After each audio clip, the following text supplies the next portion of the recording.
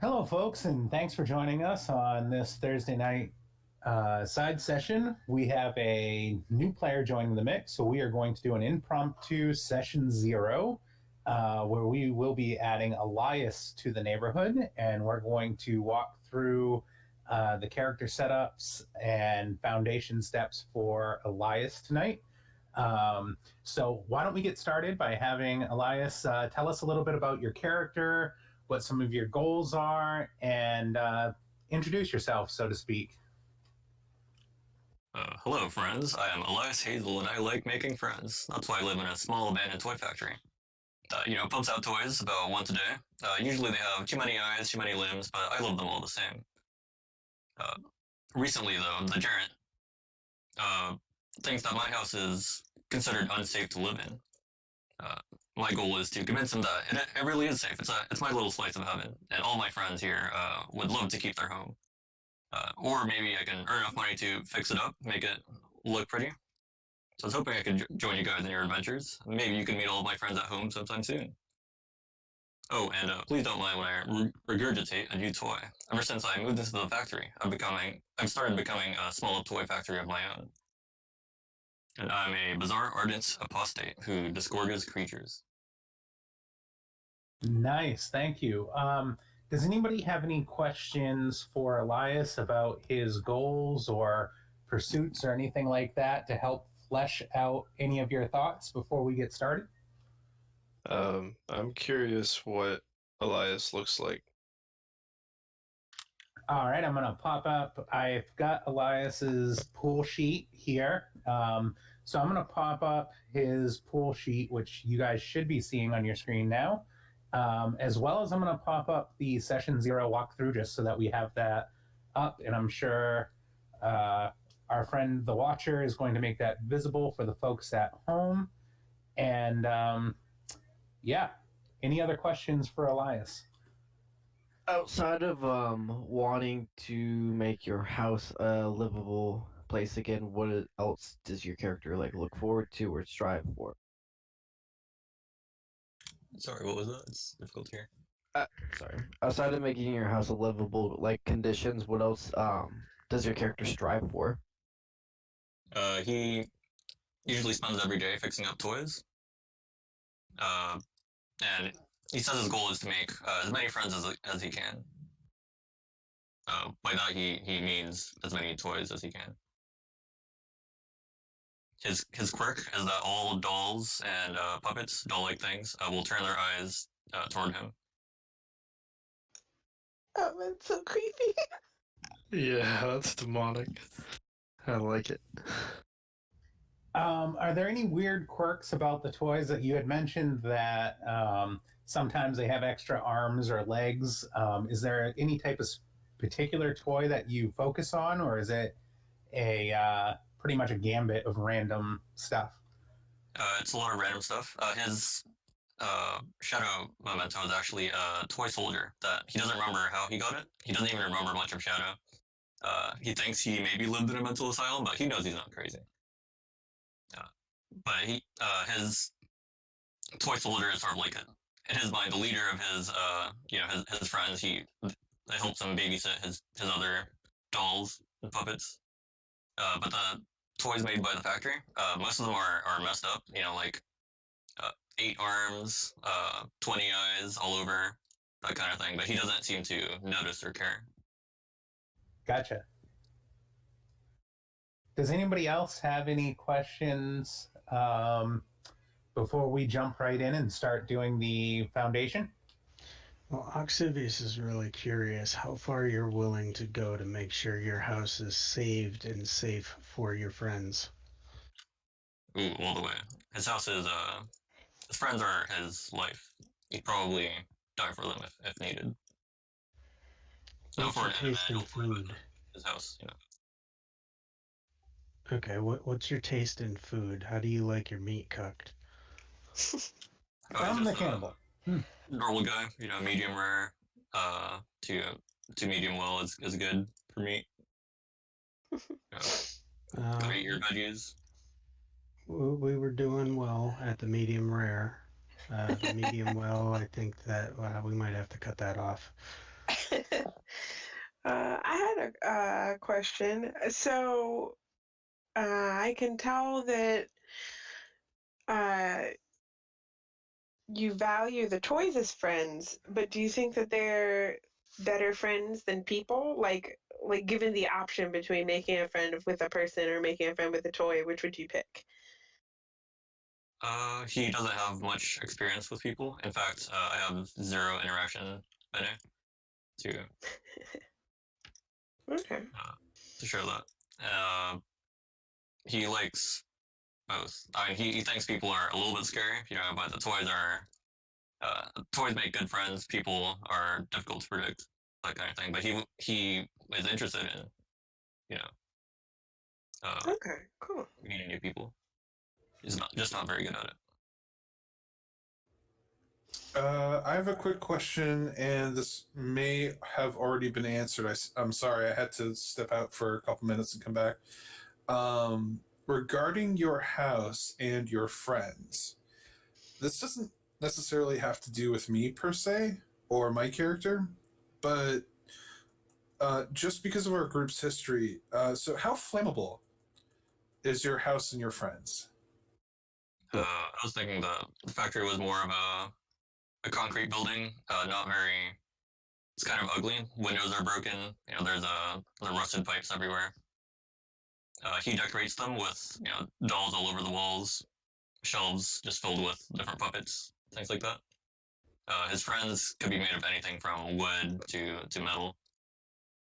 Probably not anything weirder than that.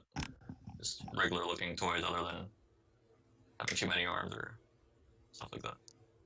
Okay, that's probably for the best. I just looking out for you and your house and your friends. That's all. Again, nothing to do with my character. And I'm not being sarcastic. Yeah, here comes the bus. Get under it. Really? Yeah, Oh. Natalia, how do you feel about that? We'll deal with that later, but I actually have a question. Do you have any boundaries as a player? That is a good question. Boundaries as a player, personally, I think I'd be fine with anything. I'd prefer not to do, uh, the normal stuff you probably shouldn't do in a tabletop RPG. But All right, are we ready to roll into the first neighbor? Oh yeah. sure. Asa, it sounds like you already have an idea. I for a neighbor, that's the people, right? Yes, neighbor are people. Yeah. I absolutely have a starting idea for that. Neighbors are people. All right. Not all neighbors are people. Right. Yeah, it some doesn't. neighbors are lunch. Ox, you can't eat these people. They're not yours. Not yet. But I would like to introduce a, kind of like a gnomish, like mid gnomish, like between Lucas and Fenheit, woman with white hair with like blue streaks in it, and then a porcelain white face that has like blue lightning cracks going through her skin. Not just her face, but her arms, her hands. Any bit of skin that you can see is like that porcelain with blue cracks. But she's not a mundane. What's the word for the person that has only one quirk? Zillat? Yes. She's a Zillat that has something to do with electricity, I'm thinking. Unless there's a forte for it. I didn't put too far into it, but Okay, who wants to expand on that idea? And by the way, Asa, are you just trying to make it hard for me to find images or what? I'll see if I can grab one for that. Sorry. No, that's cool. I should have went off an image. That's cool. All right. Does anybody want to contribute or build on our gnomish woman with white hair and blue streaks, porcelain skin with blue cracks, a Zillat who has electricity-based magic? I've got something for her personality.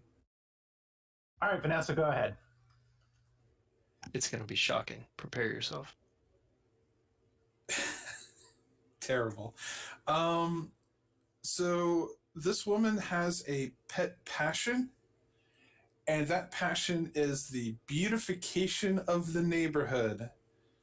And one of her pet peeves is that this disused factory with broken windows made of concrete is somewhat of an eyesore in the neighborhood.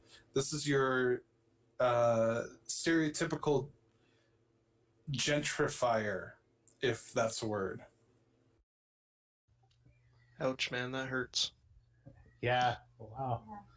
That cuts deep. Okay, Natalia, what do you got? I'm going to say that she uses her electricity magic to own a business that specializes in electricity in houses or other businesses. I actually had something tangentially related to that, but you can take it or leave it. All right, Ben, go ahead. So I was thinking that maybe she lives in like an old like a like an old radio station, and so she broadcasts on the radio even though she knows that, you know, radio broadcasts and stuff can be interfered by ghosts and things like that. And that's probably how she like tries to spread her, you know, news about gentrifying the community and everything like that. So maybe some way of combining the two. All right. I think we can work on that. Zogi, you've been quiet. What do you think? I'm still kind of thinking about it. Ox, I think this needs your special touch.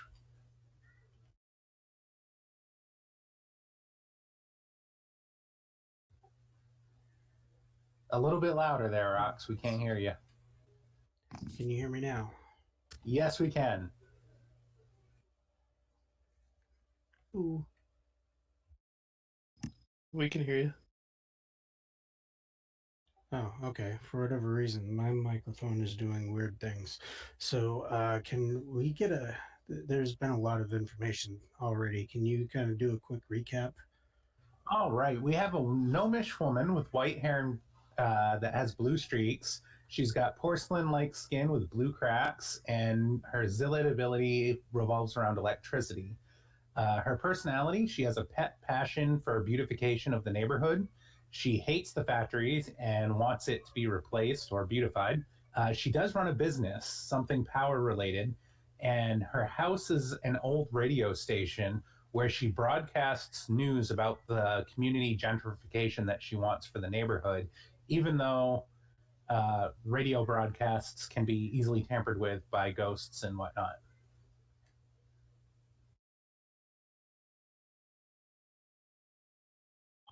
Oh, and that's just one person, huh? It's an awfully busy individual. She is your typical busy bee. I'm hearing anyway. I think we need a name for her. Maybe some other type of relationship to help her blend into the community a little bit more. Let's see, a name. You said she's gnomish and she's got a ceramic cracked up, weird looking face, huh? Yeah. We could go with Annabelle. You're an ass. Oh, Annabelle. All right. Yeah, I think that could work. Please, no. I feel personally attacked. Some inside joke. I don't get it. So I am scared shitless of those movies. Yeah. So yeah, Oh, I the see. Annabelle movies and all of that. Aso is definitely not a fan. He actually watched one of them, and at one point in the movie, he was sitting on one end of the couch. A particularly spooky move or portion of the movie hit, and he like almost magically ended up on the other end of the couch in less than a blink of an eye. Yeah, no, I didn't even bother trying to watch those. I was just like, nope, that's not happening. All right, so Watch those now. we need a last name for Annabelle, unless she's just going to go by Annabelle. Curtis. All right, Annabelle Curtis. And if I can sprinkle some of my own DM magic in here, I think to tie her into the community, that she is going to be head of the homeowners association. I like it.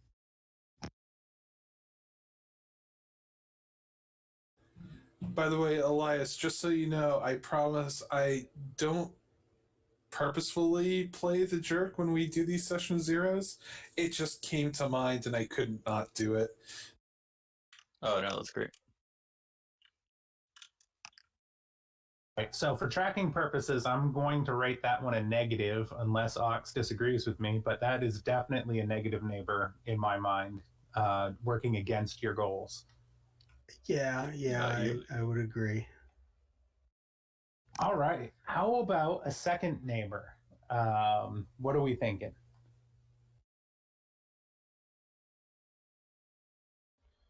Going back and looking at the description in Discord.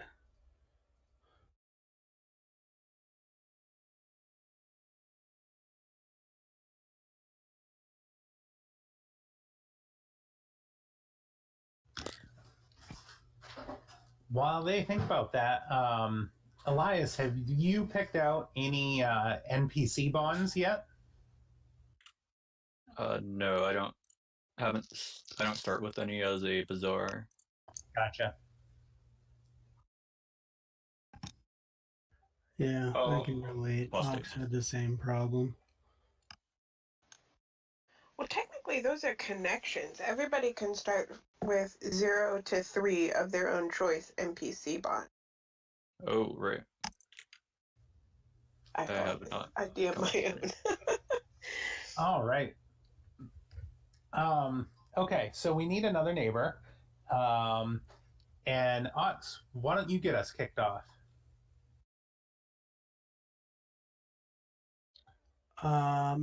Yeah, okay. So it's an old man who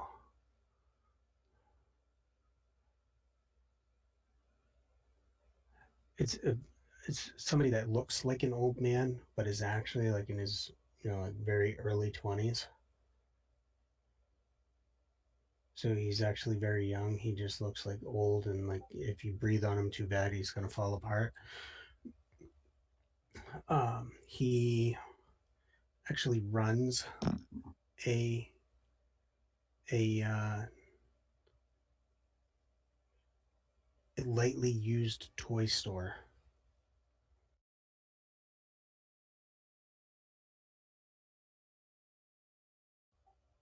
Oh, He's half like dusty old man, half clockwork.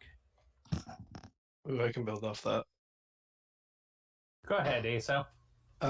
His speciality when it comes to toys, toy repair, toy trading, toy collecting, his speciality is puppets. He's earned the nickname the Puppeteer in the neighborhood.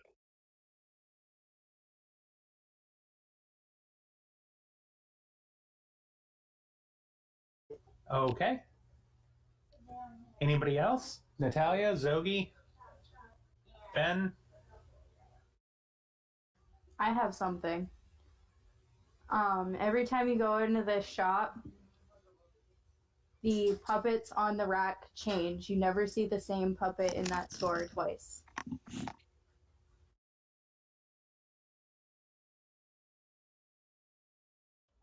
And you can never steal anything in the shop because the puppets are always watching everything you do. Okay, now I feel because all the personally toys have to attacked. watch Elias, so Vanessa could steal everything. Can I add something, guys? Does anybody mind? Hit it. I think he needs to be married to a doll brought to life named Marionette. Love it. I have something I could put on that if you don't think it will be too much for one quote unquote neighbor. Um, Marionette could run a traveling, it's like the Punch and Judy puppet shows that go around the neighborhood and elsewhere. Does anybody know what the Punch and Judy puppet shows Yeah, I know what you're talking about. I know what you're Okay. talking about. Yeah, That's awesome. I'm in the dark. I have no idea what that is. Ooh, that could be a second locate. That could be a point of interest. Would be Yeah, a I traveling think puppet so. show. I think we should flesh that out there because there could be some cool like magical bits to that. Okay. All right, so we have the puppeteer and his wife Marionette that live next door. He's an old man in appearance, but he's actually in his early 20s. He runs a lightly used toy store, and he happens to be half clockwork himself. His specialty is puppets. You never see the same puppet twice, and you can't steal anything inside of his shop because all of the puppets watch the customers, so to speak. Is there anything else we want to add to this or help flesh this out? Do we want to give him a real name instead of just a nickname, or does everybody just know him as the puppeteer and his real name's not really important? I think his real name is a secret.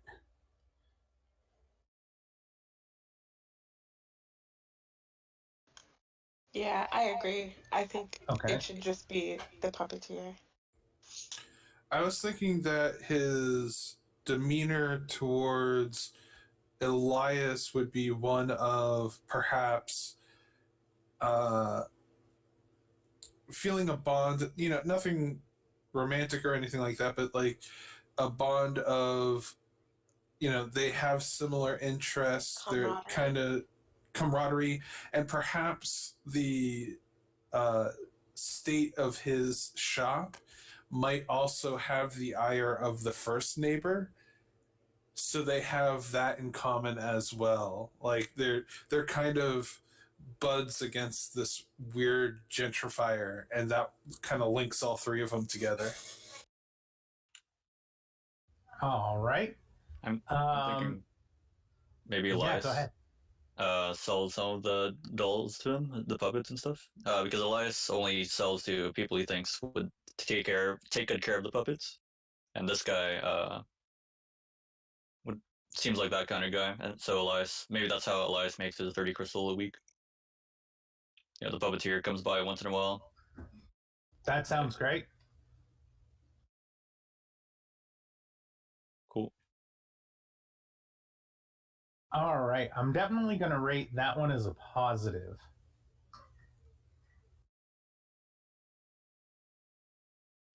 I'm also going to put that as an NPC blind. All right. For an NPC bond for him, are you thinking that's going to be contact, associate, or friend?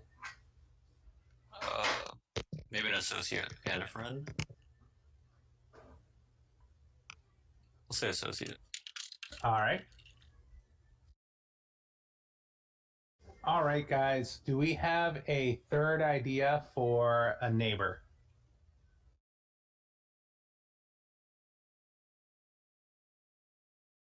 All right, so we've got the head of the homeowner society, which is a cracked up doll that thinks Elias's place needs some significant sprucing up because it's not good enough to her standards. And then there's the puppeteer who is running a toy shop that he buys the dolls and toys and whatnot off of Elias.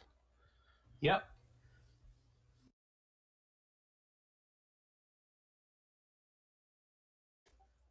Let's see. What about? You said some of the toys came out and they were all like disfigured and warped and had all sorts of weird odds and ends, right? Yeah. So what if we had a toy doctor? Somebody who definitely looks like they have lost their marbles, and maybe that's one of his little quirks is he's got a bag that's got a hole in it and he's constantly dropping marbles out of the bag as he's walking. Ooh, that could be his head. Yeah, that's an even better idea. I like that. His head is actually a bag of marbles with a hole in it. Yeah, the marbles pour out the hole when he talks. So he's actually losing his marbles? Yep. And I think each marble has to hold a memory. Oh, that's vicious. Yeah, that would suck. The longer the day goes by, the less he remembers of everything. How do they come back overnight, though? Mysteries. You know, Vanessa's just gonna try to steal him if she ever ends up around this guy. Well, I like that idea of Fens, that like he gets crazier as the day grows later, and then Yeah. overnight all the marbles come back the next day. So if you catch him first thing in the morning, he's sharp as a whip. But but if you catch him late at night at like a bar or something, he's that guy. Oh, that's good because, obviously, me Easy playing mark. Vanessa, I was thinking of stealing them, but if I did and they somehow replenished at the end of the night, then.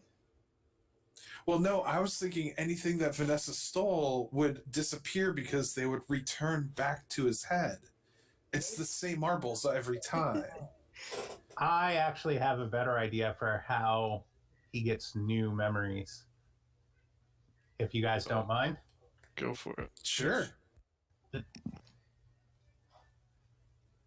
The toys that he mends, he's able to take the memories from the children who play with them every day, and that's what replenishes his memories every night. Oh shit. That is so mean. That got creepy real quick. I like it.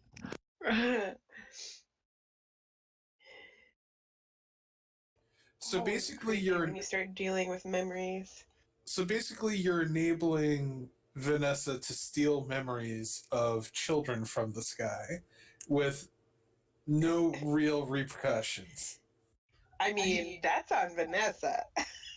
Yeah, but that totally is not going to be like super public knowledge that, that's where his memories come from. That's going to be more of a background type thing. It's not like he's going to advertise that he's stealing the memories of children who play with his toys. Oh, no. I understand that. I'm just saying, Vanessa, if she comes in contact with this person and she recognizes that those marbles are memories, she is going to steal them. She can try. And she will have children memories, creepy children memories. Natalia, do you want to add anything to this guy? I need more appearance. We also need a name for him. And yeah, maybe there's something special about his house or his other interactions. What do you think? I think the marbles are stored in kind of like a gumball machine top kind of thing. And his house is very much pretty regular, although you notice he enters at a different spot in the house every day.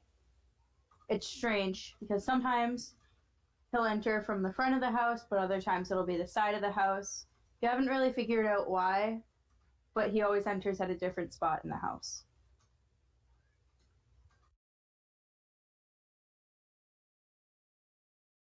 Zogi, you've been uncharacteristically quiet. What do you think? Um,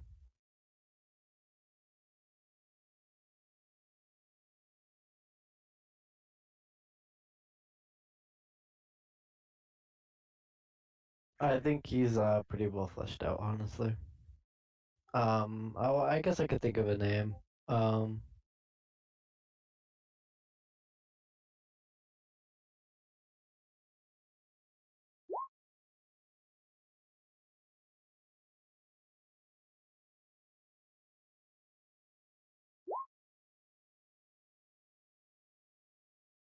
Well, it's got to be Doctor something because he's Right, going to refer to himself as Doctor. And I feel like some type of play on words on marbles would be good, but I'm not a buff on marble technology or terminology. So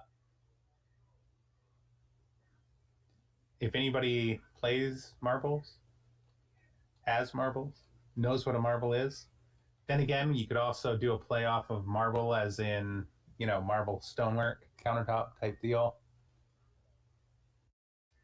Dr. Marvelous. Oh, that was a good try.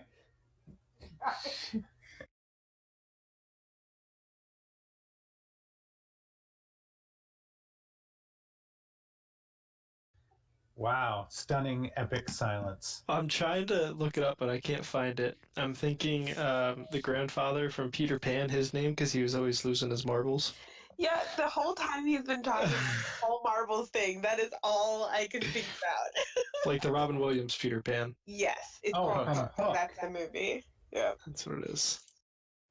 So, all right. So, a large marble used to shoot at the marbles is a shooter or taw. So, we could call him Doctor Shooter Taw. We already have a shooter as a name, but Shooter Taw, McGavin. Dr. Taw would be a good name. Yeah. Um,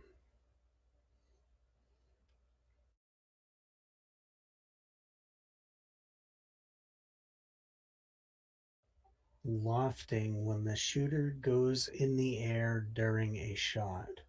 So we call him Dr. Lofting Taw. I actually like Dr. Taw Lofting better. TAW. Yep, TAW Lofting. What do you guys think? I like it. same. Sure. All right, that passes my sniff test. All right, so that's 3 neighbors. I think we've rounded up a couple of good neighbors for Elias. Let's talk next about points of interest. And I've actually got an idea if nobody has anything right off the top of their head. Start it off. I think a local point of interest in this particular neighborhood needs to be an orphanage. Just keep Natalia away from it. Wow, that's like the 6th fire and flame joke. Maybe you need an intervention, Natalia. You need to stop burning some stuff down. Nope. Me and my devilish friend will keep living our lives. So he's dead.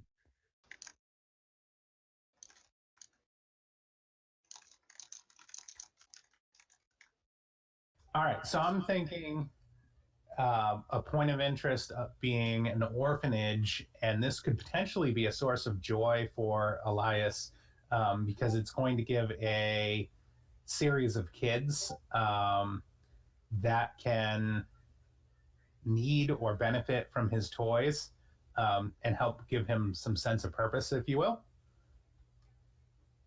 But of course, being Saturnine, this orphanage has to have some type of twist to it. So I'm anxious to see what you guys come up with. The orphanage only takes orphans from night side sons. Ooh.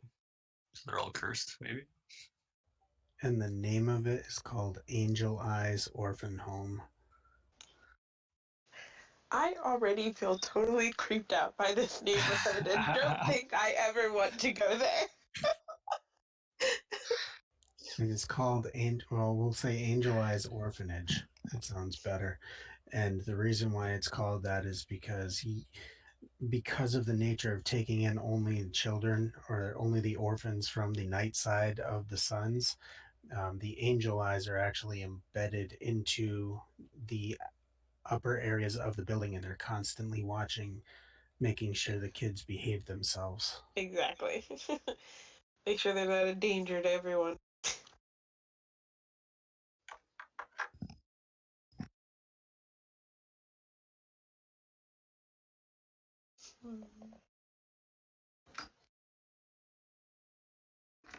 All right. Anybody want to add anything to this? To get a child, it costs a soul. Oh, goodness. That's the donation for the adoption. Yeah. Well, we know Lucas won't be getting kids anytime soon. Oh. Oh, that was hard. Well, he can get a bunch of half kids. And the soul would be payable to who?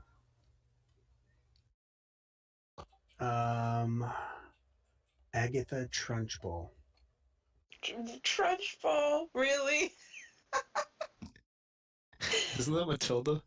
Yeah, it's just from Matilda. Well, I'm getting none of the references, so you guys are doing great at keeping it out of my wheelhouse. So nice work. Props on that. Okay. So Agatha, what makes Agatha collect these souls, and what does she do with them? She uses them as a wagering tool in Dyson Deals Alley. Oh, Sounds shit. about right. She's got a gambling addiction. And she loves her some Pedro. Jesus. Whew. All I'm right. trying to tie into the old neighborhood a little bit. Yeah, that ties into the other neighborhood a bit. Well, into the collective neighborhood a bit. Okay. Anybody have any other feedback on this or any other thoughts? I want to throw a bit in there. All right, go for it, Zogi. So between the kids, they've kind of formed a secret little order called the Independent Order of Odd Fellows, and they kind of just have their own different motives, and they all it's kind of like under the wraps from what's her name, the lady who runs it, and like at nighttime they go and do scandalous things for either good or bad. And it's like a nightside child street gang type order, is what you're saying. Yeah, kind of, but it's not like particularly bad because each kid has their own motives. They're all trying to do their own different things. Some are bad, some are good, some are just vibing. All right. Anything else to add to the orphanage? I think we have to ask one really important question. And that's, Elias, what do you think of all of this? The orphanage. Yeah. Well, as long as they, accept some dolls with too many eyes and stuff like that, I'm happy to donate them to a good home.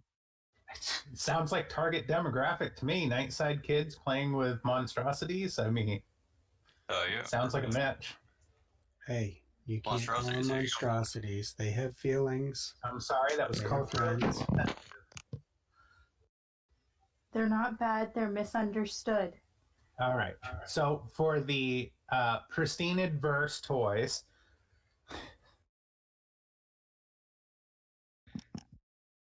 Wow, that's one way of putting it. all right. Okay, I think that sums up the orphanage unless anybody else has anything. No, I think that's good. I mean, honestly, I think with the first two neighbors we put together, we came up with a location for each one of them. Do we want to build out additional places, or do we want to circle back to those locations and kind of flesh them out a little more thoroughly? I definitely want to hit up that puppet cart as one of these locations. All right, let's do the puppet cart next. Because I think it'd be really cool if the puppets themselves are living beings. So while it's staged like a puppet show, the puppets themselves are actually living beings. Yeah. I had a potentially horrible idea for that. Let's hear it, Fen. Yeah. So maybe we go the crazy route of like the well, maybe that's a rumor. I don't know. But the idea was that maybe the puppets are actually like people who've watched the puppet show. Oh, how about runaway children? Yeah, like the puppet show goes around, and then like if there's kids who are not being well attended or whatever, yoink, puppets. Oh, that got so dark. I know, that's why I was like, maybe not, but I mean, it technically doesn't have to be kids because there's adult puppets too. So, Mm-hmm. but yeah, Okay. Sounds not great. necessarily malicious. Yeah, abducting children isn't malicious, not Well, necessarily. no, but I mean, Not like, Saturday. maybe so if the puppet cart is really being run by Marionette, maybe she thinks that she's improving. Like, oh well, they were all by themselves or alone or whatever, but Yeah, she's like, I gave him a home. yeah, I gave them a home and they've got all their friends here and I'm just picturing Marionette like walking down a dark alleyway after a runaway kid being like, I've got no strings on me, while she pats a mallet in her hand. oh goodness. I told you it was a horrible idea. I love it. All right, we need a little bit more. So, Ox, what do you think? So the cart, what is this whole cart? Is this kind of like a wagon type deal where it's kind of pulled by like a creature or something and they sit in the cart as they travel from place to place? Sure. Yeah, I Okay. mean, I was picturing it like a regular Punch and Judy cart. So it is like small and you could potentially pull it by hand, but it's definitely easier if you pull it by other modes of transportation. Or like the Okay. stage of it is on the side. Okay. So the cart has some kind of an enchantment or something on it. If you are not a part of the show and you happen to go through the side, like the little entertainment area, if you happen to go through the stage to the inside of the cart, it actually transports you into like an alternate dimension type of deal.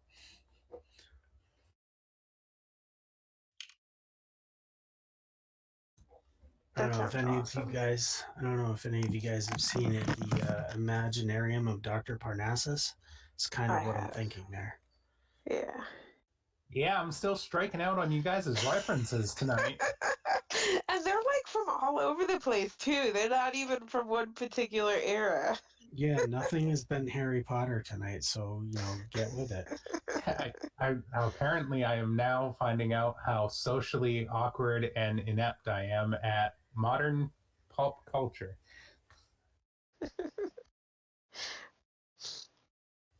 Natalia, what do you think? I actually had an idea for the cost of the puppets. I think that instead of taking money, you have to pay in materials equal to the level of the puppet.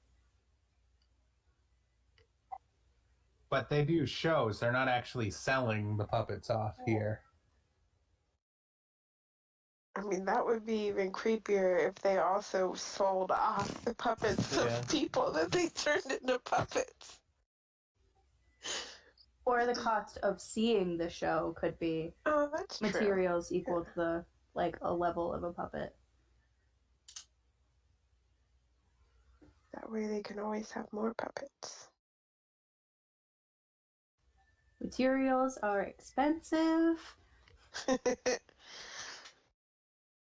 Maybe as a sitting down and actually watching the show, you gain some type of like hidden knowledge, or maybe they tell you like a hidden secret throughout the show.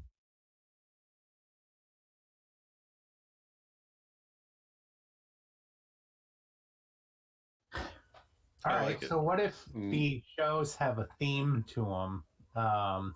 The performances, like it's not just a random performance, but the show itself can almost be like a divination. Yeah. Ooh, that would be cool.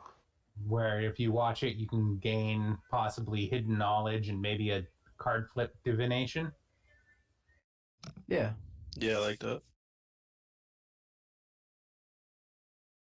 I know we're doing next group session. Golden ship. All right. I think that fleshes out the puppet cart, unless anybody wants to add anything else. Do we want to give it a cool name? Knowing us, we probably will fall short of cool, but we should definitely try the name part. We should try to make it alliterative. So, like, marionettes, Menagerie. menagerie of Twa. magical something else that starts with an M. Misfortune. Marionettes. Menagerie of magical misfortunes. There you go.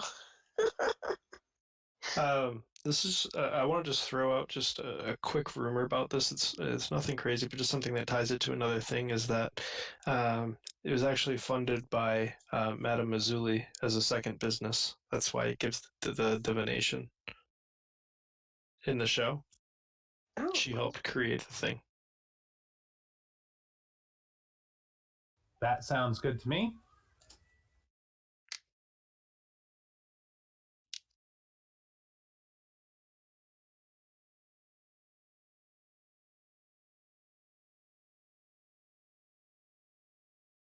All right. So then for our third location, Ox, were you thinking that that should be the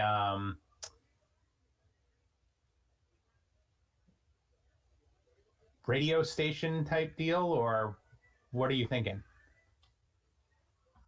when you said the other two locations? Yeah, I completely forgot about the radio station. What was it? We had. Oh, I was kind of thinking the homeowner society there. The homeowners association? Yeah, that's it. What if we made them? I mean, they could always meet in a refurbished radio station because, of course, she would never hold something like that in a rundown radio station.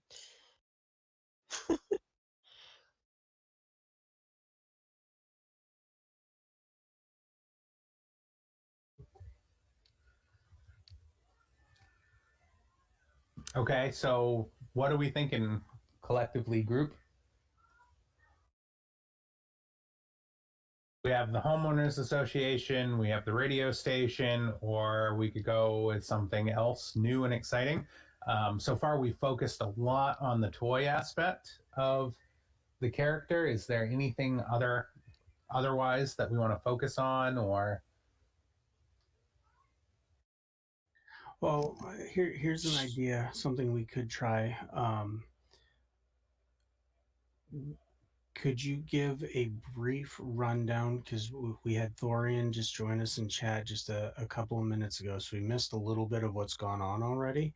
If we could do a brief recap, and maybe Thorian might have some ideas um, on some other good stuff that we could hook Elias up with. Oh, so you want me to do a quick run through of everything? Real quick one. How quick can you do it? Wow, you guys are so demanding. All right, so we have a gnomish woman as the first neighbor, white hair, blue streaks, porcelain skin with blue cracks. Zillat, who focuses on electricity. She has a pet passion for beautification of the neighborhood, hates the factory, and wants the business removed, so to speak, or the factory removed. She lives in an old radio station and she broadcasts news about the community gentrification despite the dangers of ghosts tampering with those messages. Her name's Annabelle Curtis, and she is a negative for Elias. The second person is an old man in appearance, but is actually in his early 20s. He runs a lightly used toy store, and he himself is half clockwork. His specialty is puppets, and he goes by the name The Puppeteer. His real name is a secret. We never see the same puppet twice around him, and you can't steal anything in his puppet shop, toy shop. He's married to a living doll named Marionette, and he has a camaraderie with Elias and our common allies against Annabelle, who is trying to gentrify the neighborhood. And Elias sells toys to him regularly. Um, Finally, we have a toy doctor, Dr. Taw Lofting, who is crazy, and he mends toys. He's got a head where marbles fall out, and each marble holds a memory. As the day progresses, he gets worse, being very lucid in the morning, and by evening, having lost most of his memories throughout the day. The toys that he mends actually take the memories of children who play with said toys, and that's how he replenishes his missing memories every night. He has a very regular house, but he tends to enter it through a different door every day, which is an extremely odd behavior that Elias notices. As far as points of interest, we have the orphanage, which only takes orphans from the Nightside Sons, the Angel Eyes Orphanage. And because it only takes in Nightside kids, a set of eyes constantly watches the kids from atop of the building. Adopting a child costs a soul payable to the headmistress, Agatha Trunchbull. She uses the souls as wagering currency in Dyson Deal's Alley, where she has a fondness for Pedro and the gambling tables. The kids themselves have formed sort of a secret order, the Independent Order of Odd Fellows, and they cause mischief or whatnot every night, not necessarily bad, but just, street gang type kids doing stuff. Then there's the puppet cart. The puppet cart run by Marionette is Marionette's Menagerie of Magical Misfortunes. There are animate puppets here that are actually runaway children who get abducted. The cart is enchanted. On the back side of the stage part, it leads to a separate little pocket dimension.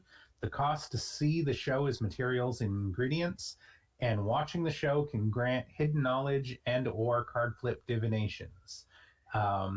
The entire puppet cart was funded as a startup by Madame Mazzuli, who is another fortune teller in the neighborhood. And that's where we're at right now. We're on a third location for a point of interest that we want to add to the neighborhood. That would be, in Elias's wheelhouse, so to speak. Does that about sum it up? Yeah, I think you got it all. All right. So as we talk about our third location that we have here, we've suggested exploring in more depth the radio station. We've suggested exploring the neighborhood society group. I'm not sure that one falls as a location for me, so I'm kind of hesitant to go there right away. Yeah. I have a new thing. Yeah, I also have a new idea. All right, let's hear some ideas, and then we'll land on one. Alrighty. The general gist of mine is that it's a gentleman's shop. So I see that Elias is a pretty dapper fellow. He's rocking a suit. Things that would it'd be suits, hats, handkerchiefs, things like that for the upper scale. But it also sells like because for the Vance, you guys are spellcasters, right? Or do you just use your Vance spells? He's an apostate. Oh, apostate, perfect. You just buy spells, right? Yeah. Yeah. So they sell like in like the back area where like you only get to if you're in like Flynn. They kind of sell the high level spells back there. I kind of like that. What did you have for an idea, Zogi? Down the street, kind of tucked away in like the cul-de-sac, is a kind of a broken down house, very similar to the toy factory. And inside, like it's been looted and like kind of ransacked. It's very like mossy and has vines growing all around it. And inside lays a skeletonized clockwork with a big clock in the middle of his chest that has 13 hours on it, which is always moving, but the clockwork doesn't move. I like it. Like he's kind of like stuck in position, but the clock in him is moving. And he has like a big turn crank in the back of in the back of.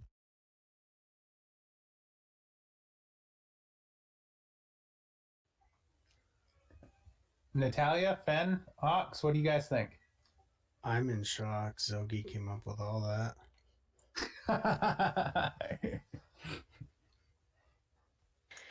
I perked up when I heard clock. I like them both. I think somehow maybe we can work one of them into being like a rumor in the next category so that we can keep them both because they both sound really cool for a neighborhood. I am equally shocked that Natalia just came up with that. So I'm thinking Zogi's could be more of a rumor, and the rumor can be around like how the clockwork got there and why nobody cleans it up. You know what I mean?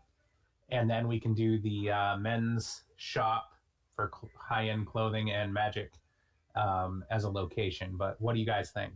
Does that sound all right? Sounds good. Yeah, that sounds good. All right, so let's start with ASO's men's shop. Any ideas for a name for this men's shop, or The Gentleman's Club.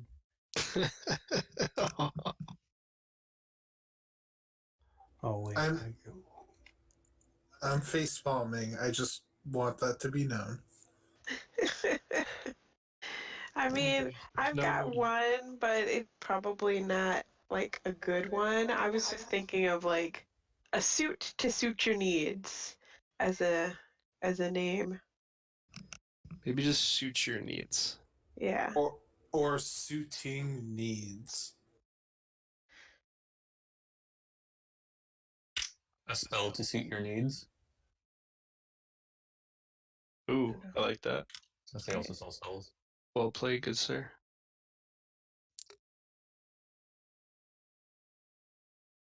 all right, a spell to suit your there. need.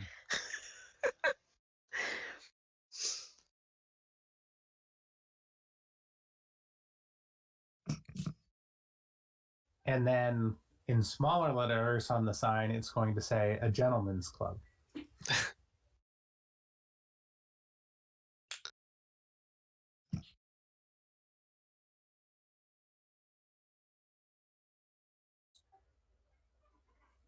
What exactly does he sell again? It's just suits and stuff, correct? So he's got like, suits, handkerchiefs, like top hats, and different kinds of headwear because, the changeries, obviously. People are coming in with all sorts of different heads. And then he's like out in the back, he's got a bookshelf that's like behind glass that has like the high level spells in it. So it's like Men's Warehouse in the front, and then Bards and Nobles in the back. Yeah, when you get to the red carpet area in the back behind the curtain. The only thing that would ruin this for me is if they literally wouldn't let women in because men have to crash this shop. That sounds like a great idea, Fen. We should add that in. Nobody was thinking it till you said it. Well, I mean, Zogi did start off with a gentleman's club. Yeah, that's what I was saying. That could totally be a magical enchantment on the place. Just The audible sigh from Fen. Yep. Can never find good suits. Out in the window. No, that one. Get that one for me. Yep. So there's no actual mention of this guy actually having shoes in here. So what about saying that he does sell shoes, but he doesn't procure them from anyone other than Lord Lucius Bluebottle? Yeah, I like that. Yeah, the cobbler.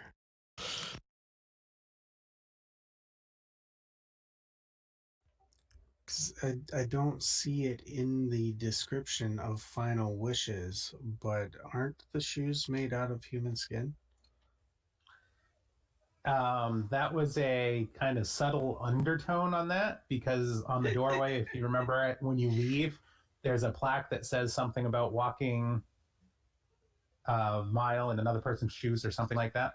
Yeah, judge not lest you walk a mile in another's shoes. Yeah.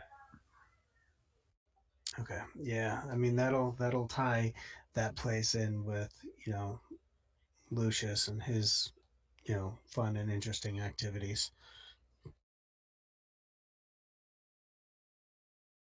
Excellent. Okay, so we need a salesman, so to speak. Natalia?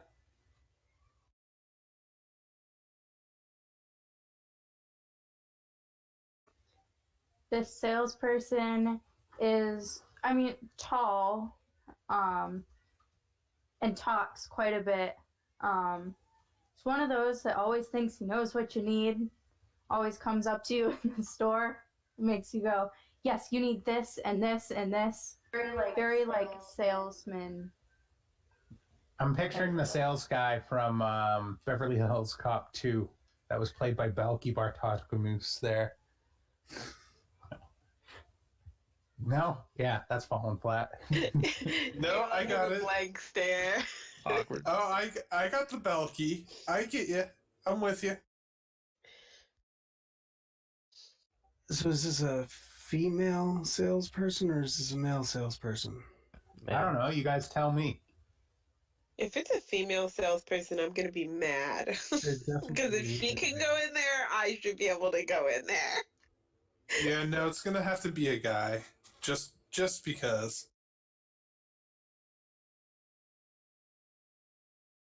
I mean, it could be completely androgynous, like Lacuna, or maybe an Elderbrand that shapeshifts.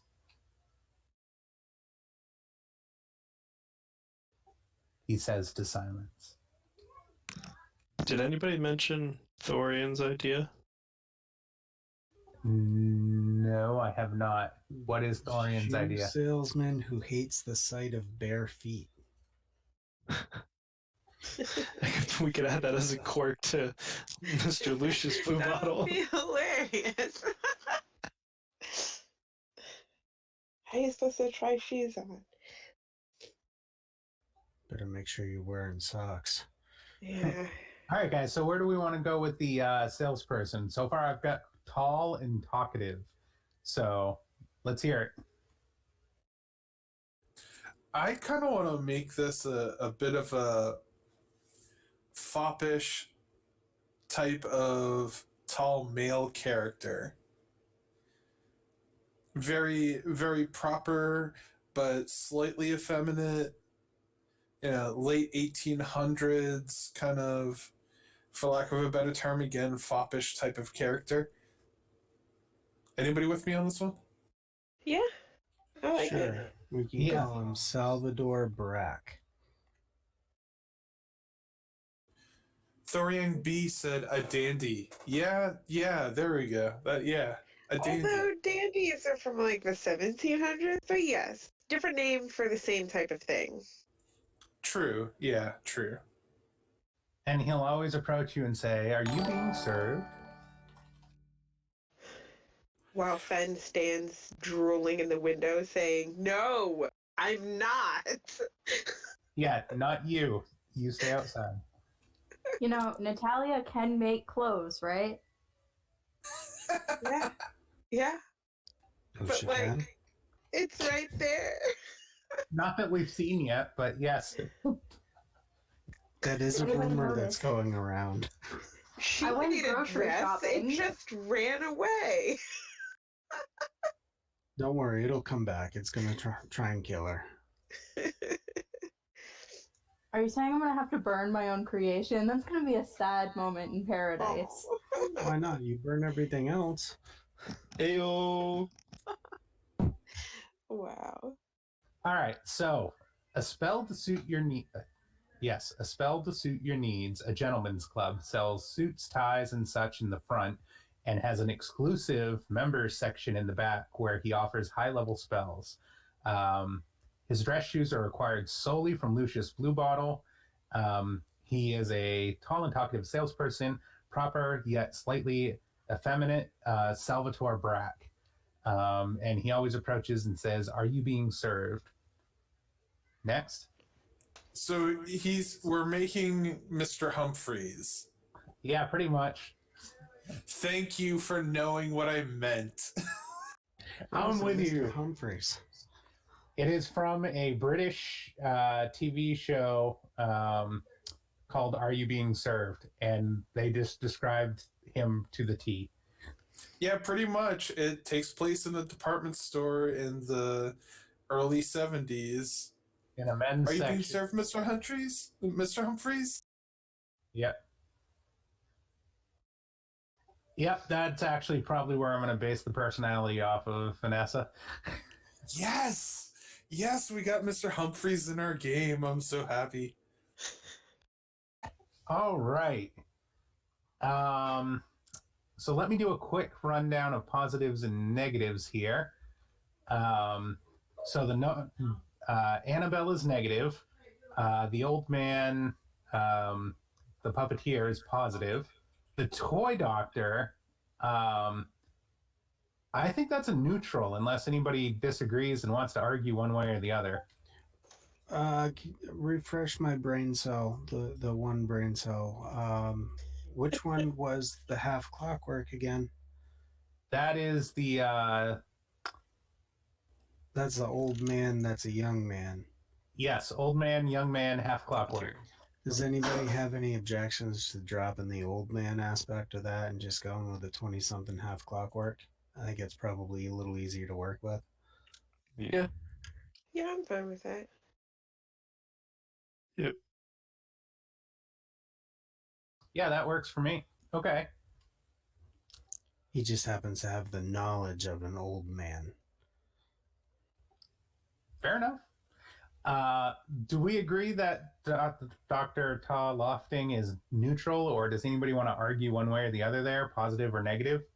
But I'm kind of leaning a little bit more to the positive, because if he's a toy doctor, maybe him and Elias work together to fix some of the dolls that are just really broken. See, I started with that thought too, Zogi, but I'm also thinking that Elias doesn't sound like a bad guy. He seems genuinely interested in the toys, going to good homes and stuff Right. like that. So I'm not sure he's going to be kosher with the whole stealing children's memories from playing with the toy type deal. Yeah, that's If he a knows, you good point. won't like that. Forgot about that bit. Well, maybe it starts out as a positive, and then over time, because he realizes what Dr. Brainstealer is doing, he starts changing his mind and opinion on him. Just like Risa, am I right? Oh, you're Too going soon? there. Too soon? I feel like that would define neutral. You know, since we can't like award a status over time, I feel like if it would be positive in the beginning and then later on become more negative, that we should just call it neutral for now. Fine, Warp Master. You just sit here and apply logic and common sense, and you just do your thing. I'm All just right. saying. Orphanage. I'm thinking orphanage is a positive. Yes. Yeah, probably. Puppet cart. I'm thinking the puppet cart is, I don't know, neutral again? Probably, because like if it was a normal person, it would probably be negative because of the fact it's like stealing people, but But no he one gets knows that, along right? better with toys than he does with people. Well, I mean, is it a secret that it takes people and makes them into puppets? Yes, that is definitely going to be a secret. I don't think that should be public knowledge. It's not on Yeah, the no. placard. Otherwise, nobody would ever watch it. So Elias want to know about it. And the cart's run by Marionette, who is the wife of the puppeteer, but the puppeteer was good, right? Was Yes. positive? Yes.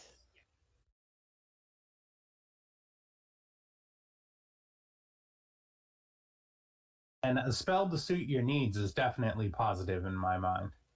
Yes. Yeah. Yeah, I agree. So at this point, It's the only normal thing in this town. we are totally on the positive end of the spectrum right now. Not by a large amount, but he's still closer to getting a joy to start with than anything else. And we have to do some rumors. All right, so the first rumor we were going to circle back around to is Zogi's idea of this dilapidated clockwork in a dilapidated house at the end of the cul-de-sac. Yes. Very specifically, the clockwork had 13 hours on it. Yeah, so like his chest is like intricate, like has like golden hands and different That's like the one I'm insignias on it. looking for. Yeah, but this place has a spell on it that's no fens allowed. You know what? I'm a work master. I can get around that. Okay, so this stuff is in there, but what's the rumor that ties this to Elias's neighborhood, so to speak? The clockwork worked on was in the factory before it got overran or eventually forgotten about.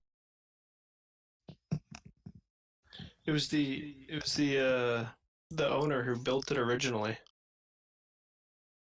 Like built and ran the factory until something happened where he was pushed out. And now his body lays there in those ruins. Maybe the rumor is that Elias pushed him out and was the one that dumped the body over there.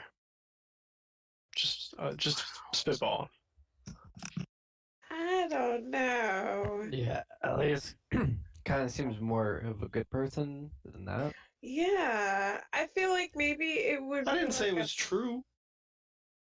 I think we're maybe- going to have to work on corrupting him before he gets to that point. I was thinking more or less that this clockwork kind of worked on the assembly line and like or the assistant of the manager or the owner and kind of stored a lot of the information and this was pre-war, so it kind of explains why everything's broken down and now he kind of resides in this house with his clock moving, but he himself is motionless. God, please, Josh. Hmm. So Elias is trying to prove his innocence. I don't know.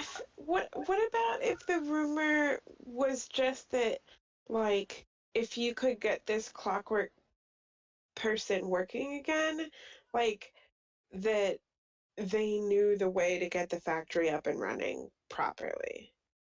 Yeah, he knows all the secrets that Yeah. died with the previous owner of the factory. Because that would, like, give the impetus to try to get it up and working if you want to improve the factory.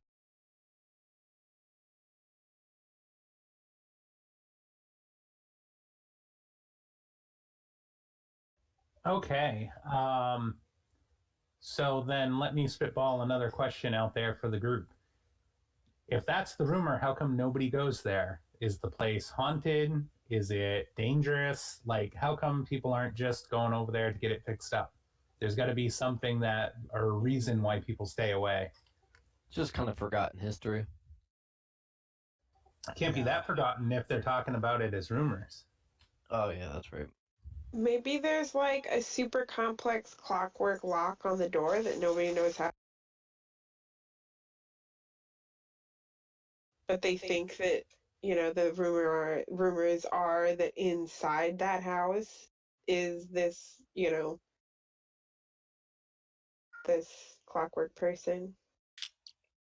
Maybe the rumor is if you get close, then no clock will work around you, so you can never tell the time. Or I like that one. Oh, hey, we've got a chat idea. A house that used to belong to another apostate who made it collapse via origami folds into a two-dimensional plane that can only be seen from a specific angle. Once seen, it folds out into a regular house. It's rumored that there's a very powerful kindled item trapped in the house. Damn, why don't we have him doing this stuff?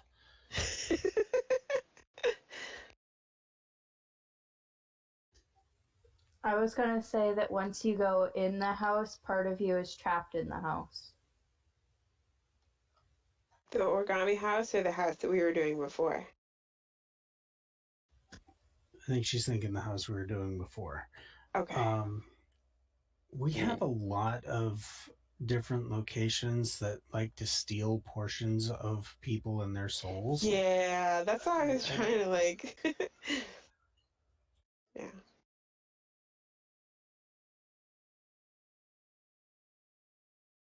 What if people are trying to get to it, but around it, like there's like the aura around the runes, that time slows exponentially as you get closer to the item. So there are people that are trapped in time racing towards this thing. So like when you make the decision to do it, it is a lifetime that you're spending trying to get to this. So there's people like stuck in motion, but they're very, very slowly moving. I like that. Yeah, I like that. I like So- that too. So Not the least of just which because I could totally bypass that. trying to visualize this in my head. So we've got like we'll say there's a dozen people running to try and get it to this place.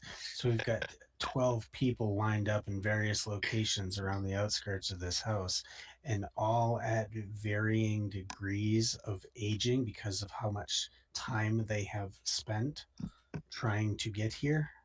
Yes. Ooh, so that means like the people that are really close are gonna be like a bag of bones and like stringy ass hair. But they're almost there. Ooh, that ain't right. Just imagine like I a mean, creepy once you forest. start, it's not really worth turning around because you could end up dying before you turn around and get back out of it anyways.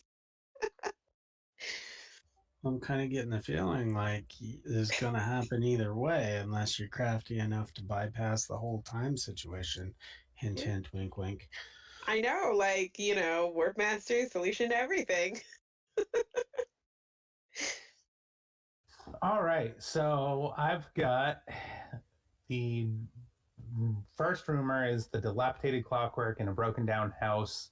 It has a clock in its chest with 13 hours. The clockwork was the original owner of the factory's assistant. The original owner of the factory was eventually pushed out. The clockwork itself remains motionless. Rumor is that the clockwork knows the workings of the factory and could restore it to its former glory. The surrounding area in the rundown house slows the time as you approach. It gets continually slower, making reaching the clockwork a lifelong goal or a lifelong endeavor, so to speak. Sounds like a pretty good secret. Yeah. I Sounds have like an a question interesting rumor. for Elias. All right. What did you do in the shadow? What was your life like in the shadow? I honestly don't remember that much. Maybe I've blocked it out. I think I lived in some kind of mental asylum or something, but I know I'm definitely not crazy. Yeah, we all say Okay. that. Or at True least for me, I was somebody says it to us while we're alone in a room. with a pretty white jacket. Maybe That jacket something like that. keeps me warm. All right. So do we want to run with the second rumor of a house that used to belong to another apostate who made it collapse via origami folds Do we want to run with that one as a rumor? Yeah. Yeah, we can have our first Twitch streamer-based rumor. I like that. All right, so let's do a third and final rumor for Elias. And we're going to have to make up our minds, Aso, whether you're calling him Elias or I'm calling him Elias. Or maybe not. I'm gonna call him Sass after I meet him. All right. Elias has spoken. Okay, so final rumor, guys. What are we thinking?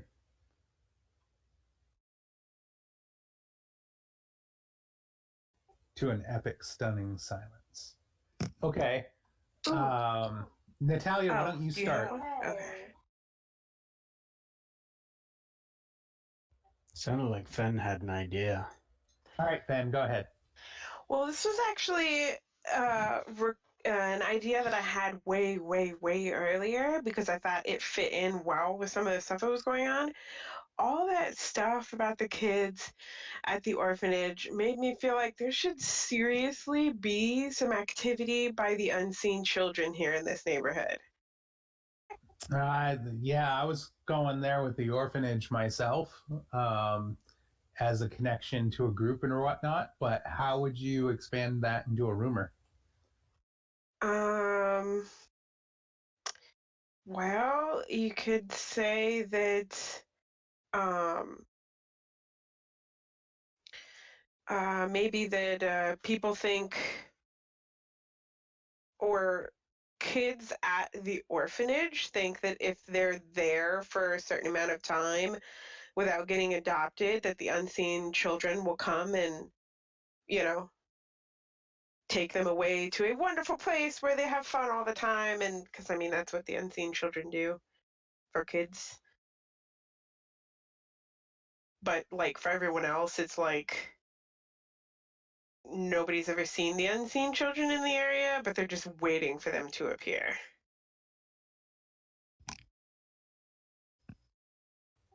All right, does anybody have anything they want to add to that?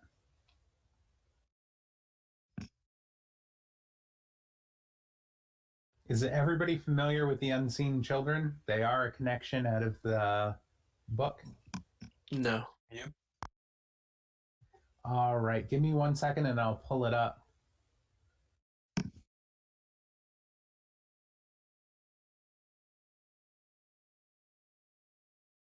You guys don't have to wait patiently. You can say something. I was going to see if I could pull it up as well. Could you give me a quick There's a race. overview of that whole thing there, Fen? About the unseen children? I've got it right here. Oh, so the rumor being that the kids at the orphanage think that if they're at the orphanage for a certain period of time not getting adopted, that the unseen children will come and take them away to some wonderful place where they never have to worry about dreaded Trunchbull or any of that stuff ever again. But that So other like Peter people, huh? Kind of like Peter Pan. Yeah, I mean that's literally what the unseen children are like they come and take away children that they believe are being uncared for. Okay. All right. So, according to the book, children in Saturnine disappeared in great numbers during the war. Stories say that some of them were transformed into hideous things like roach goblins. Other tales are even stranger. Saturnine is haunted by furtive movements creeping at the edge of sight, but never quite entering it. Tiny thieving hands, prying eyes, empty candy wrappers on the ground, and occasional high-pitched whispers. All of these are signs of the unseen children. Never maturing, these children aren't quite ghosts, but they're not quite alive either. They watch and they listen, which means they know many secrets, but they're fearful, more likely to hide than to interact.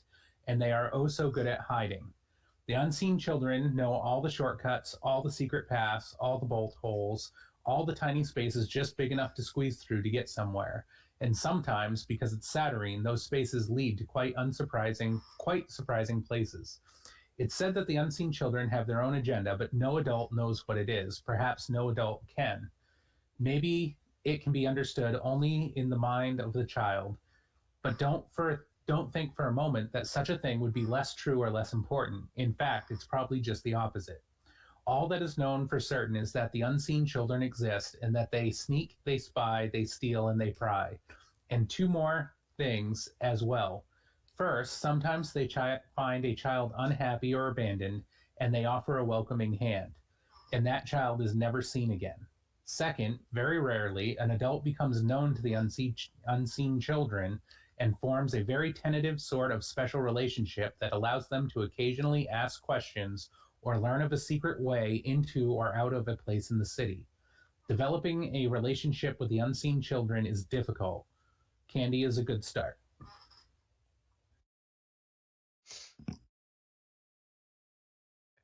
Yeah, but that doesn't make you sound creepy at all. Come here, little one. I've got candy.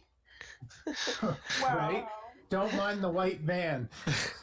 The creepy thing is, you don't see the unseen children. You're never even sure if you're actually talking to them.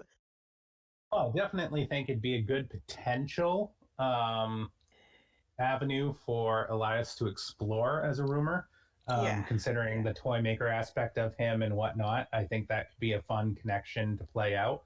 I don't know if that's something you're interested in, Elias. Maybe. I'm not sure yet.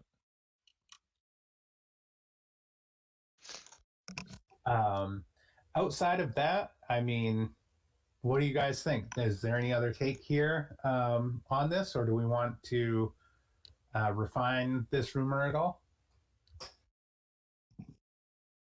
If we wanted to refine that rumor, I was thinking that we could put a little bit more of a dark twist on this one, and that the unseen children are actually working for a much higher power as spies in Saturnine, or more specifically this neighborhood, but all throughout the neighborhoods, and they are actually trafficking children to the shadow. So the children that disappear, they don't necessarily become an unseen child. They are trafficked back to the shadow. I kind of like that. Yeah, I like that too. Yeah. My mind was kind of going towards like Deathless Triumvirate and stuff. Yep. Yeah. That they're somehow tied to the power in the city, and they're still actively taking kids and putting them in the shadow despite the war being over. Yeah. Ooh. Yeah, that's good. You give Aso a couple of those flowers and he'll be a kid. Uh-oh. All right. So, as we were going to rate our rumors, if you will, the dilapidated clockwork, the rumor of the house with a powerful kindled item trapped inside, and the unseen children rumor.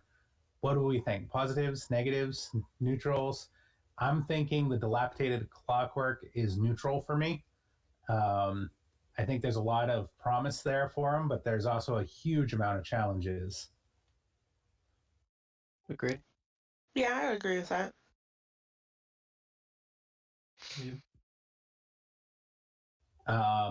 I'm thinking the house that used to belong to another apostate, that's got the very powerful kindled item in there, just waiting to be, sucked out. I think that's a positive because I think that is basically buried treasure. Yeah. Like, it might be hard to get to, but there's no, like, known danger getting to it. So, yeah, I think that's a positive. For Agreed. me, I don't think Elias would really care about it. But... Oh, that's true.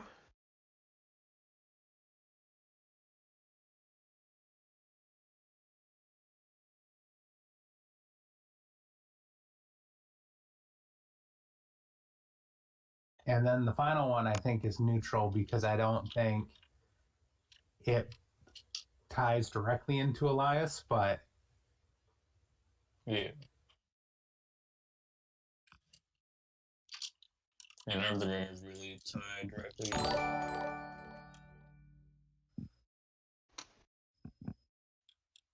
Well, almost all of the neighbors and points of interest do.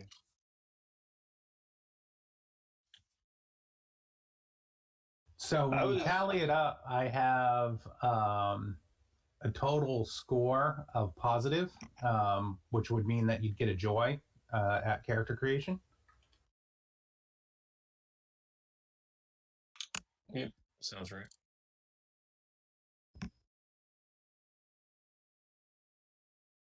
All right, and then we need to come up with some character bonds to the rest of the group.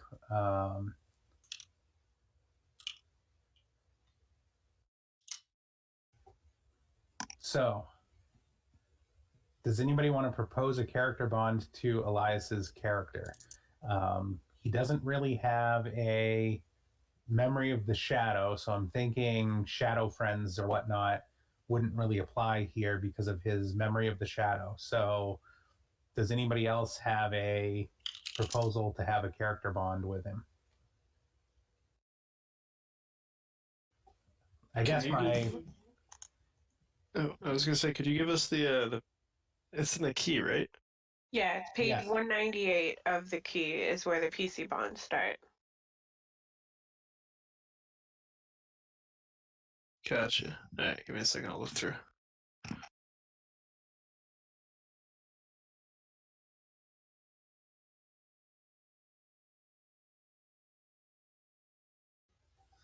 I mean, because of the fishbowl type neighbor, it's possible that you would live like down the street from me. So I have a fishbowl neighbor. So Okay.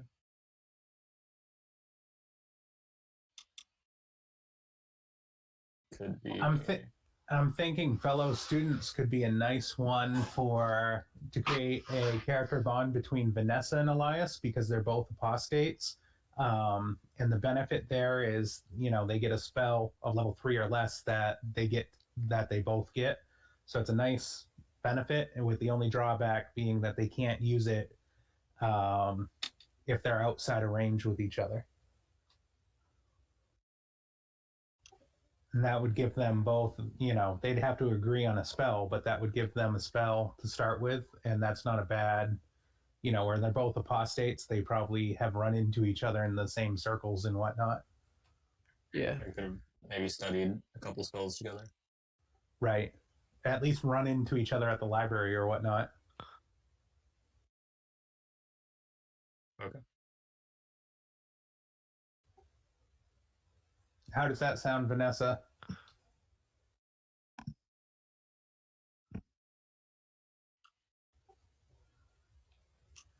And what were you going to say, Ox? What trying to think, he's working on this selling of toys to appropriate people, kind of starting off his own little thing. Oxidius is working on starting up his own new business sort of thing. Like maybe there's an area they may have gone to kind of get this whole process started, kind of get things up off the ground, or it's kind of like a like-minded business starting situation. So I don't know how you could tie that together. That would kind of bring them together for that sort of thing, if that even makes sense. I didn't catch most of that.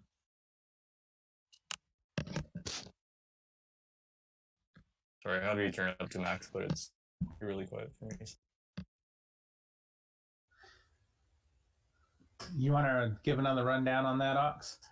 So I'm thinking like two new up and coming business runners or business owners sort of thing. Like they would have had to go through similar locations to kind of get things up off the ground and running.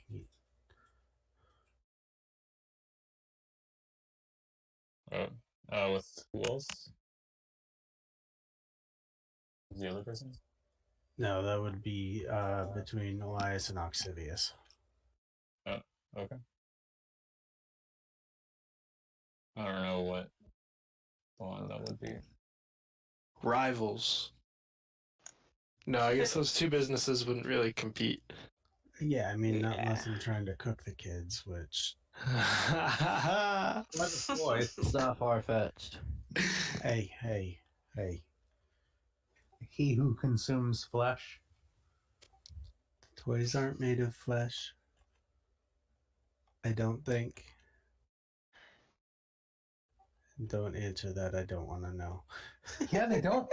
They don't really have a character bond like fits that. Yeah, no. Yeah. They have an NPC bond like that, but not a PC bond like that. Fine, I'm going back in the corner and I'm done talking. I mean, it's a good idea. You could kind of modify it, like you could try using like fated companions of like because the fact that you're both trying to build businesses, you always end up like crossing paths in your attempts to build your businesses.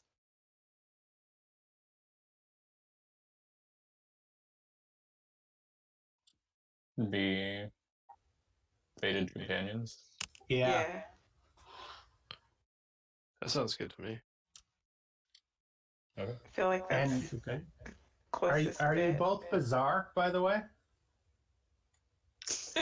What a Nice. personal question. I mean, I eat, you know, I'm like a cannibal. I'm definitely bizarre. Well, I mean, I was just saying because Your of character the- sentence. Yes. So that does kind of fit with the fated companions.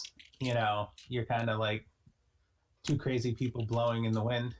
It's like dinner for schmucks. You're calling me a schmuck now? No, you're much more of a Jim Carrey than a Zach Galifianakis. I'm not even sure how Okay, to then. take that. With a smile great- and a thank you. So let's do.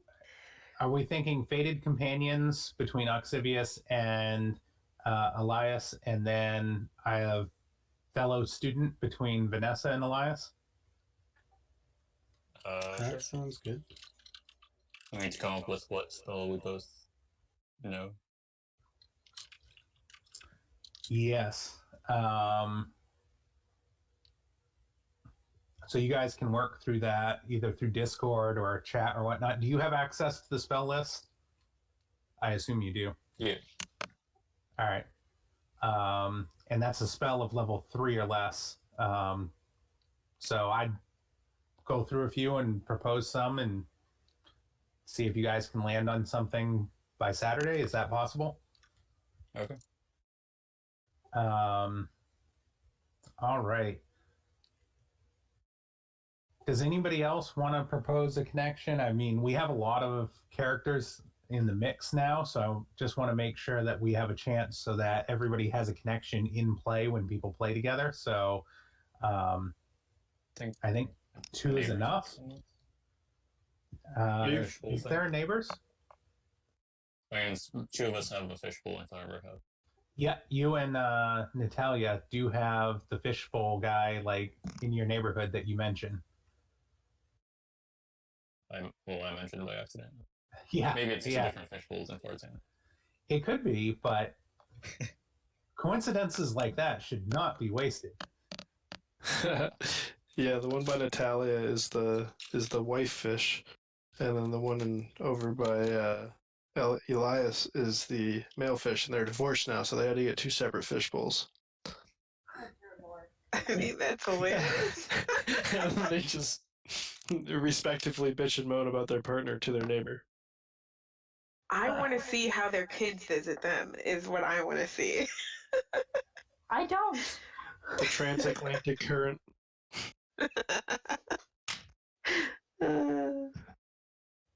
All right. So then, for your starting ephemera / incantations, do you have an idea of how many of each you want to take?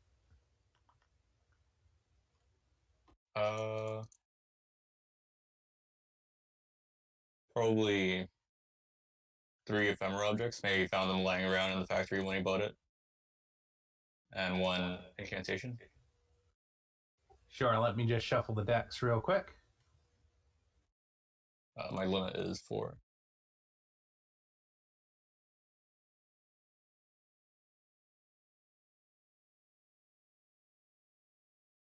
Also, Roll20 says I have 2 objects of power.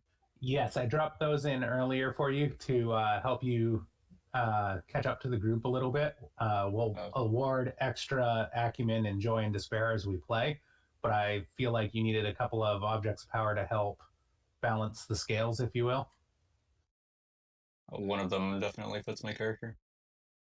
They're randomly dealt, so 10 of faces. When used to draw a face on an object, the object can use a face to look around and speak. that's pretty cool.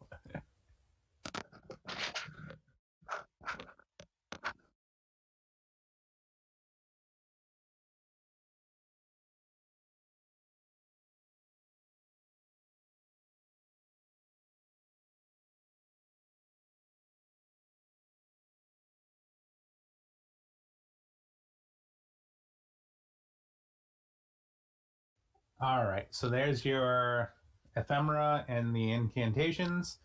And then, Ox, am I forgetting anything? Let me Awarding see the here. like, are you just gonna give him a wicked key, or is he going to award a wicked key or anything? Oh, yes. I'm going to give him a wicked key because he didn't have the chance to contribute to everybody else's. So I think he definitely needs one. And then I think if he would like to pick his favorite idea, we can award a wicked key to somebody else. I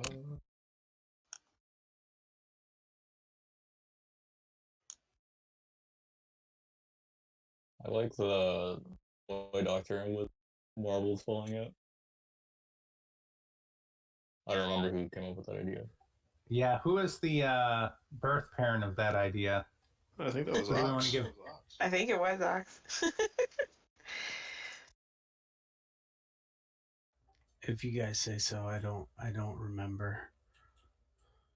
Let's be fair, you don't remember much. Zip it. Because he's old. Nerd. So I know mean. where all of you live. True. I guess I'm safe. Oh. All right, so I'm giving a wicked key to Elias, and I awarded a wicked key to Oxivius. Thank you, Mr. Elias. All right. So, Elias, are you going to join us this Saturday for the session? The first session? Are you free this Saturday? Sure. Yeah. All right. Time? We generally start that at 4 p.m. Eastern. I think you're on a different time zone, if I remember. Oxivius. Pacific. So yeah, 1 p.m. for me, that works. So as these guys were all bashing the West Coast earlier, they were hitting right in your breadbasket, huh? Yep. I mean, I love the West Coast, and that's what I said.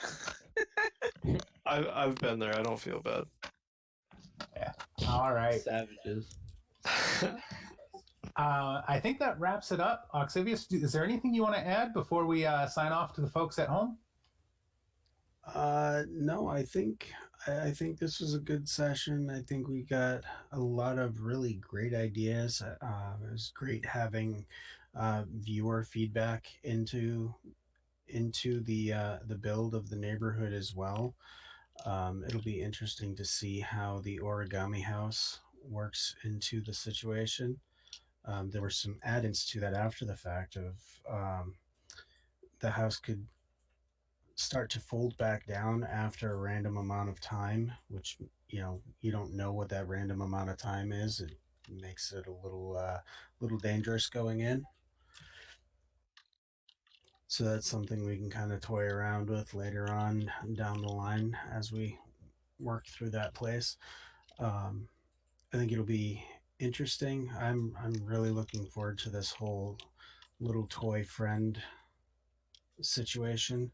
Um, from the Oxidius perspective, I can see him finding a whole lot of interest in this new member to the group. So I'm really looking forward to it. Excellent. All right, so then let's sign off for the night for the folks watching at home, and then we can have an introduction of the player themselves who will be representing Elias on Discord in the after party. Yeah, it sounds like a good plan. Thanks everybody for following along and contributing as you did, and everyone who got online to join us in this fun little adventure. Thanks for doing that, and I guess we will catch everybody around 4 o'clock Eastern, 1 o'clock Pacific on Saturday. Okay. All right, good night, folks. All right, bye, y'all.